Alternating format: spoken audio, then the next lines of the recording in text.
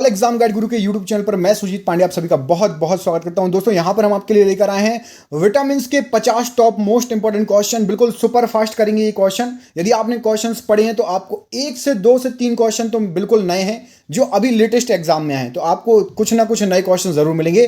पूरे 50 के 50 क्वेश्चन देना, लास्ट में 3-4 क्वेश्चन मैंने बिल्कुल लेटेस्ट डाले हैं। ठीक है, स्टार्ट करते हैं वीडियो को। जिसने पढ़ा है आपका रिवीजन हो जाएगा, ज्यादा समय नहीं, सुपर फास्ट रिवीजन होने वाला है। फंक ने किसका आविष्कार किया? तो फंक ने विटामिन का आविष्कार किया है। विटामिन्स क्या होते हैं? तो विटामिन्स कार्बनिक यौगिक होते हैं। यौगिका का वह समूह जिसे सहायक आहार कारक कहा जाता है, तो यौगिकों का वह समूह विटामिन कहलाता है।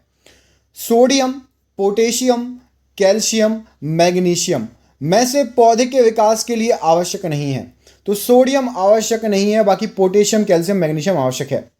जीवधारियों को कम से कम 27 तत्वों की आवश्यकता होती है, जिनमें 15 धातु हैं। इनमें जो प्रभुत्व मात्रा में आवश्यक होती हैं वह कौन सी हैं? तो पोटेशियम, सोडियम, मैग्नीशियम और कैल्शियम जीवधारियों के लिए बहुत इंपॉर्टेंट है। भोजन के वर्ग में प्रति यूनिट कैलोरी की मात्रा सर्वाधिक होती है, तो ये वसा में सर्वाधिक होती है। सेव का हृदय रोगियों के लिए विशेष महत्व है। ऐसा क्यों? क्योंकि सेव में पोटेशियम भर भर के होता है। मिर्ची, कुमड़ा, मटर और मूली ये सब्जियां हैं। इनमें से विटामिन सी किस में पाया जाता है?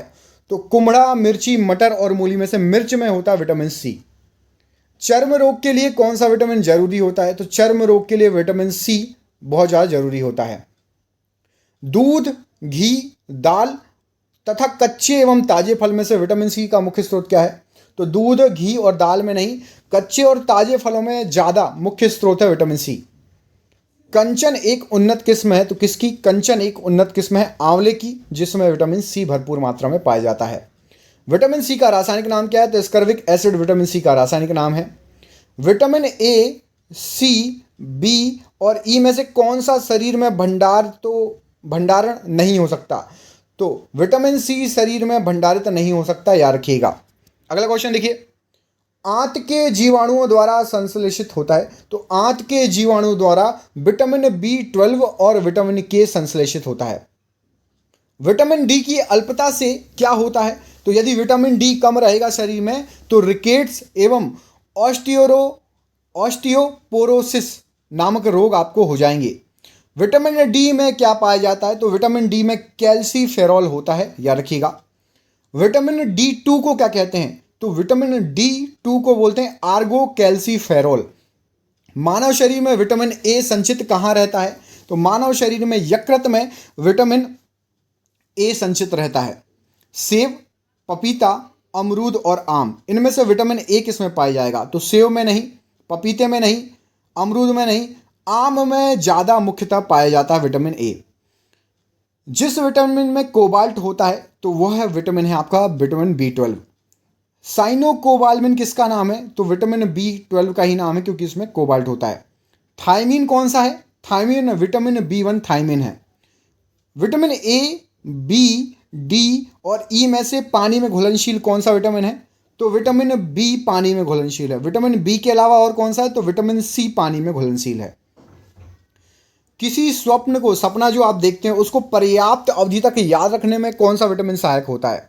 तो जो आप सपना देखते हो विटामिन B6 के कारण आपको बहुत देर तक याद रहता है। कई लोग ये बोलते हैं कि मैं सुबह मतलब रात में सपना देखता हूँ, सुबह मुझे उठ के याद ही नहीं आता। तो विटामिन B6 की कमी है भैया, देख लेना, सपने याद नहीं रहते। तो मानसिक व्याधि का कारण क्या है? तो पायरिडॉक्सिन जो है मानसिक व्याधि का कारण है। घातक रक्त अल्पता का कारण क्या है? तो साइनोकोबाल्मिन घातक रक्त अल्पता का कारण है। स्टार्च को कौन पचाता है? यहां पर टाइपिंग मिस्टेक हो गया, चा होना चाहिए और गलती से सा हो गया। तो स्टार्च को पचाने में सहायक होता है आपका टाइलिन।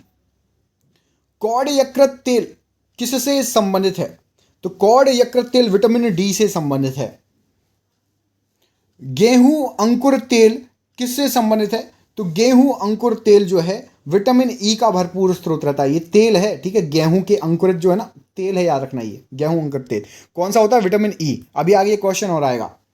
अल्फा अल्फा किससे संबंधित है? तो अल्फा अल्फा विटामिन के से संबंधित है। विटामिन के का रासायनिक नाम कमेंट करके बताइए, देखते हैं किस किस को याद है विटामिन के का रासायनिक नाम। ठीक है, एक मनुष्य को बेरी बेरी, देखना रोग कौन कौन से, बेरी बेरी, सूखा रोग और स्कर्वी की बीमारी होगी यदि वह क्या नहीं ले रहा। तो बेरी बेरी है तो मतलब विटामिन B1 की कमी है। इसके बाद सूखा रोग है तो विटामिन D की कमी है। और स्कर्वी रोग है मतलब विटामिन C की कमी है। तो ये तीनों विटामिन वो ले नहीं रहा है सही से भोजन में अलग से, इसलिए उसको ये रोग हो सकते हैं। अस्थि रुग्णता किससे संबंधित है? तो अस्थि रुग्णता आपका कैल्सीफेरॉल से संबंधित है। सूखा रोग का संबंध किससे? अभी आगे पढ़ा था अपन ने, विटामिन D से सूखा रोग का संबंध है। अब देखिए विटामिन B12 यकृत में लगभग कितने वर्षों तक संग्रहित रह सकता है? ये क्वेश्चन अभी लेटेस्ट आया था एग्जाम में। तो विटामिन B12 3 से 5 वर्ष तक हमारे शरीर में संग्रहित रह सकता है, याद रखिएगा। ताड़ का तेल, नारियल का तेल, गेहूं अंकुर का तेल तथा राई का तेल, ये सभी इस्तेमाल किए। राई मतलब सरसों का तेल, ताड़ का तेल, नारियल का तेल और गेहूं अंकुर का तेल, ये 4 चीजें पूछ रहा है। इनमें से विटामिन ई किस में रहेगा? तो विटामिन ई रहेगा आपका गेहूं अंकुर के तेल में, विटामिन ई की मात्रा रहेगी, याद रखना। प्रोटीन, एंजाइम और विटामिन ए तथा हार्मोन, ये 4 चीजें हैं। इनमें से जिसका निर्माण शरीर में नहीं होता, तो विटामिन ए का निर्माण शरीर में नहीं होता, बाकी प्रोटीन, एंजाइम और आपका हार्मोन्स इन सब का होता है। विटामिन की जरूरत किस उम्र के व्यक्ति को होती है? तो विटामिन की जरूरत आपको बता दें बच्चे से लेकर बूढ़े तक सबको होती है। ऐसा नहीं है कि आप इस एज के बाद जाओगे तब आपको अधिक विटामिन की, आपको शुरू से, क्योंकि विटामिन वगैरह किससे मिलती है? तो सब्जी फलों से मिलती है। तो आपको शुरू से ये सब खाना चाहिए और आपका कभी इन सब्जी चीज़ों की कमी नहीं होगी, अलग से कैप्सूल खाने की जरूरत नहीं पड़ेगी। विटामिन की जांच कैसे होती है? मुख्यतः यूरिन से या खून से? तो मेनली जो होती है आपका खून ले जाएगा, ब्लड टेस्ट करेंगे विटामिन की जांच करने के लिए किस विटामिन की कमी है आपके शरीर में, मेनली ब्लड से होता है, याद रखना।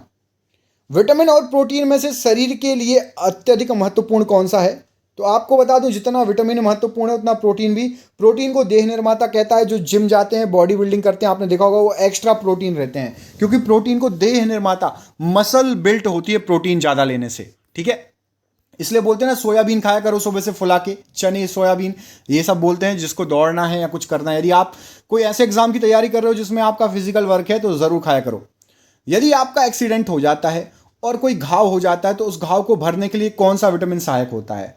तो जो आपको यदि कोई घाव हो जाता है तो उसको जल्दी भरने के लिए विटामिन के सहायक होता है। रक्त का थक्का जमना अलग चीज़ है और घाव को जल्दी भरना अलग चीज़ है। तो विटामिन सी घाव को जल्दी भरने में मदद करता है। रक्त का थक्का जमने के लिए कौन सा विटामिन यूज होता है बताइए? रक्त का थक्का किस विटामिन की कमी मतलब जरूरत होती है अधिकता?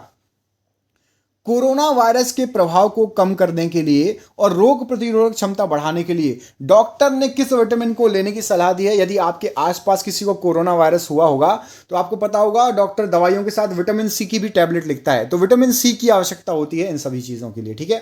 तो ये हो गए आपके 50 क्वेश्चन विटामिन से संबंधित। कुछ क्वेश्चन बिल्कुल लेटेस्ट हैं जो आपको एग्जाम में आए हुए। दोस्तों क्वेश्चन कैसे लगे? पूरा वीडियो किस किसने देखा कमेंट करके बताओ। देखते हैं कौन कौन शिद्दत से पूरा वीडियो देखा है। कमेंट जरूर करना, अपना नाम, ठीक है, भूलना नहीं। और प्लीज वीडियो को लाइक करो, शेयर करो, चैनल पर नए हो चैनल को सब्सक्राइब करो। मिलते हैं अगले वीडियो में, तब तक के लिए अपना ख्याल रखो। बहुत बहुत धन्यवाद दोस्तों, आपका दिन शुभ हो। बहुत बहुत धन्यवाद।